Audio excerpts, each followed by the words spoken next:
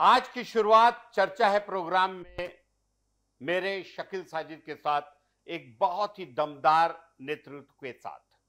जी हां, अमित शाह ने 2258 दिन 5 अगस्त 2025 को पूरे कर लिए हैं देश के गृह मंत्री के रूप में और सबसे लंबे समय तक सेवा देने वाले गृह मंत्री बने हैं। उन्होंने लाल कृष्ण आडवाणी जी का 2256 दिनों का रिकॉर्ड तोड़ा है। उनके कार्यकाल में कुछ ऐतिहासिक निर्णय लिए गए हैं जिन्होंने उनकी छवि बेहद मजबूत बनाई है। उनके कार्यकाल में अनुच्छेद 370 को हटाया गया, कश्मीर से सीएए नागरिकता संशोधन कानून लागू किया गया और नई आपराधिक संहिता बीएनएस की शुरुआत की गई। नक्सलवाद के मुद्दे पर जिसे छत्तीसगढ़ बहुत ज्यादा त्रस्त था, आंतरिक सुरक्षा और सीमा प्रबंधन जैसे क्षेत्रों में उन्होंने कठोर और निर्णायक रुख अपनाया।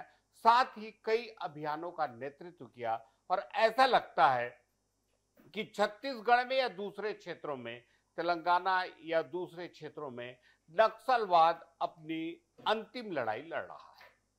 अमित शाह को एक कुशल रणनीतिकार और आधुनिक चाणक्य के रूप में राजनीतिक क्षेत्र में देखा जाता है और यह भी कहा जाता है कि वो एक बेहद विश्वसनीय सहयोगी हैं प्रधानमंत्री के, और ये बात भी बेहद बोली जाती है पूरे राजनीतिक क्षेत्रों में। अब आते हैं अनिल अंबानी पर। जी हां, प्रख्यात उद्योगपति मुकेश अंबानी के भाई अनिल अंबानी पर ईडी का मामला दर्ज हुआ है। रुपए 17,000 करोड़ के कथित बैंक फ्रॉड, लोन फ्रॉड और रुपए 68.2 करोड़ की फर्जी बैंक गारंटी से जुड़ा हुआ है यह मामला। आरोप है कि अनिल अंबानी और रिलायंस ग्रुप की कंपनियों ने लिए गए लोन को शेल कंपनियों के जरिए डाइवर्ट किया। इसमें Reliance power, home finance, commercial finance और कम्युनिकेशंस जैसी कंपनियां शामिल हैं। बिस्वाल ट्रेडिंग प्राइवेट लिमिटेड ने एसबीआई की जाली मुहर के साथ एसईसीआई को 68.2 करोड़ रुपए की फर्जी बैंक गारंटी दी। ईडी और एफआईआर ने इसके लिए भुवनेश्वर और कोलकाता के 4 स्थानों पर छापेमारी की। 2017 से 2019 के बीच यस बैंक, ये भी एक मामला आया है सामने, द्वारा रिलायंस ग्रुप को 3,000 करोड़ रुपए का लोन दिया गया। लोन रिश्वत के बदले दिए गए हैं और लोन पास करने से पहले निजी लाभ उठाया गया है, ऐसा शक जाहिर किया गया है। 39 बैंकों द्वारा डिफॉल्ट की रिपोर्ट न करने से बैंक अधिकारियों की भूमिका पर भी ईडी ने सवाल उठाए हैं। ईडी ने अनिल अंबानी के साथ साथ रिलायंस ग्रुप के वरिष्ठ अधिकारियों से भी पूछताछ की है और एफआईआर दर्ज की। अब आते हैं एक ऐसे मुद्दे पर जिसने पूरे के पूरी भारतीय क्रिकेट किया या ये कहिए विश्व क्रिकेट के पूरे सीन को बदल कर रख दिया, आईपीएल क्रिकेट। जी हां, आईपीएल क्रिकेट मात्र टूर्नामेंट नहीं है बल्कि खेल, ग्लैमर और उत्सव का अनोखा संगम है जिसमें दुनिया के टॉप क्रिकेटर शामिल है।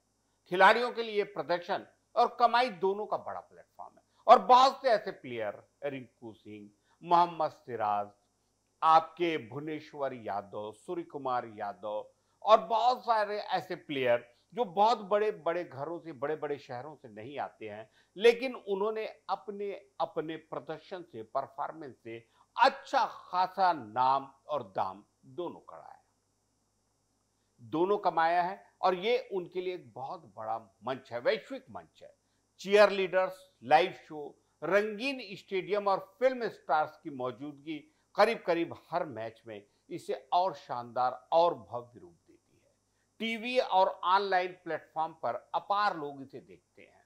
विज्ञापन दाताओं के लिए सबसे आकर्षक मंच ये बनता जा रहा है। हिंदुस्तान में स्टेडियम स्टाफ, सुरक्षा, मीडिया, विज्ञापन, हॉस्पिटैलिटी मैनेजमेंट और इवेंट मैनेजमेंट जैसे क्षेत्रों में रोजगार के बहुत सारे अवसर आईपीएल प्रदान कर रहा है और ऐसा लगता है कि जिन 50-60 दिनों तक आईपीएल चलता है, देश या आपका स्क्रीन, जो टीवी स्क्रीन है या जो हम लोगों के पास मोबाइल है, वो थम से जाते हैं और ये ऐसा फिर से लगने लगा है कि वो दौर रामायण और महाभारत के दौर जैसा दौर याद आता है। वो लगभग 1 घंटे के होते थे, लेकिन ये 4 घंटों का जो T20 IPL है, ये पूरे के पूरे देश को इसने एक बहुत ही खूबसूरत माहौल दे दिया है, साथ ही साथ पैसा भी जबरदस्त है। एक और मुद्दे पे, पिछले दिनों छत्तीसगढ़ की सरकार ने बिजली बिल हाफ योजना में कटौती की और इस कटौती को लेकर कांग्रेस ने राज्य सरकार के खिलाफ बड़ा आंदोलन छेड़ने का ऐलान किया है। कांग्रेस नेताओं ने इस कदम को जन विरोधी करार देते हुए कहा कि योजना में कटौती से लाखों उपभोक्ताओं की जेब पर असर पड़ेगा। कांग्रेस ने आंदोलन को चरणबद्ध तरीके से करने की योजना बनाई। शुरुआत में जिलों में विरोध प्रदर्शन होंगे, फिर राजधानी रायपुर में महाधरना और घेराव की तैयारी। पूर्ववर्ती भूपेश बघेल सरकार की जन कल्याणकारी योजना बिजली बिल हाफ योजना को कमजोर करने की कांग्रेस इसे साजिश बता रही है। पार्टी ने इस मुद्दे को जन आंदोलन बनाने का निर्णय लिया है और आम जनता, किसान संगठनों, मजदूर यूनियनों से समर्थन की अपील। लेकिन सरकार का यह कहना है कि ये जो योजना है, ये सस्ती बिजली वाली योजना के जवाब में ये योजना है जो विष्णु देव जी ने इस बारे में खुलकर कहा है कि मुफ्त बिजली देने की योजना की तरफ हम बढ़ रहे हैं।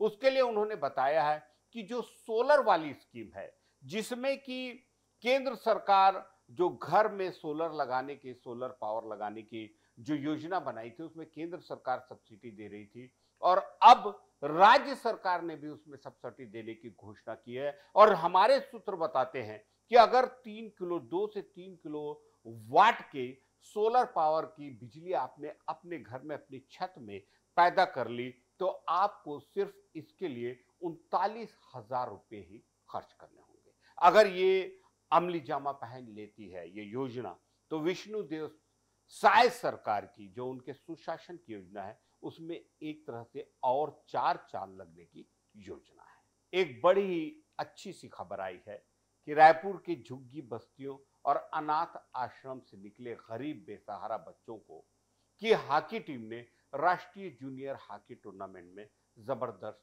प्रदर्शन किया है। इन खिलाड़ियों ने संसाधनों की कमी के बावजूद कड़े मुकाबले में भाग लेकर सेमीफाइनल तक का सफर तय किया है। यह पूरी पहल, बड़ी खुशी की बात है कि यह पूरी पहल एक स्थानीय एनजीओ खेलो जिंदगी और रायपुर के कुछ समाज सेवियों, जिसमें पूर्व महापौर एजाज ढेबर और कुछ पार्षद, मुझे जहां तक खबर मिली है ममता अग्रवाल और दूसरे भी एक्टिव पार्षदों के सहयोग से शुरू हुई है। टीम की सफलता के बाद भी जो इनकी सबसे बड़ी जरूरत है कि इन्हें स्थायी प्रशिक्षण सुविधा दी जाए, खेल किट और आर्थिक मदद की भी सख्त जरूरत है। कोच और एनजीओ ने राज्य सरकार से अपील की है कि इस टीम को प्रोत्साहन दिया जाए। सोशल मीडिया पर भी इन बच्चों की कहानी खूब वायरल हो रही है और लोग इन्हें रायपुर के रियल चैंपियंस कहकर बुला रहे हैं। साथ ही साथ नगर निगम, जिला प्रशासन और कई सामाजिक संगठनों ने इन हॉकी खिलाड़ियों को, इन छोटे छोटे बच्चों को सम्मानित करने की घोषणा की है। एक और खबर जो चर्चा में है, राज्य सरकार ने 10 आईएएस अधिकारियों के प्रभार बदल दिए हैं।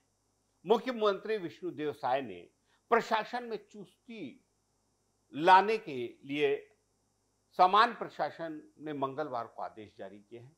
पिछले कुछ महीनों से सीजीएमएसजी के कामकाज को लेकर असंतोष था, ये बहुत जगह जाहिर हुआ, जिसको देखते हुए सीजीएमएससी में भी परिवर्तन किया गया। एमडी को हटाकर अब इस महत्वपूर्ण पद की जिम्मेदारी वरिष्ठ प्रशासनिक अधिकारी रितेश अग्रवाल जी को सौंपी गई है। एक और खास खबर जनसंपर्क के लिए कि डॉक्टर रवि मित्तल जो सीपीआर थे, वो सीएम सचिवालय में संयुक्त सचिव बनाए गए हैं। रीना बाबा साहब कंगाले, अविनाश चंपावत, रितेश अग्रवाल, प्रभात मलिक, डॉक्टर रवि मित्तल, जयश्री जैन, दीपक कुमार अग्रवाल, पद्मिनी भोई साहू, हिना अनिमेश नेताम और अश्वनी देवांगन, ये वो आईएएस अधिकारी हैं जिनके प्रभारों में वृद्धि की है, जिनके प्रभारों में परिवर्तन किया गया है। और विष्णुदेव साय सरकार का ये मानना है कि ये परिवर्तन प्रशासन की चुस्ती और प्रशासन की सक्रियता के लिए बेहद जरूरी था।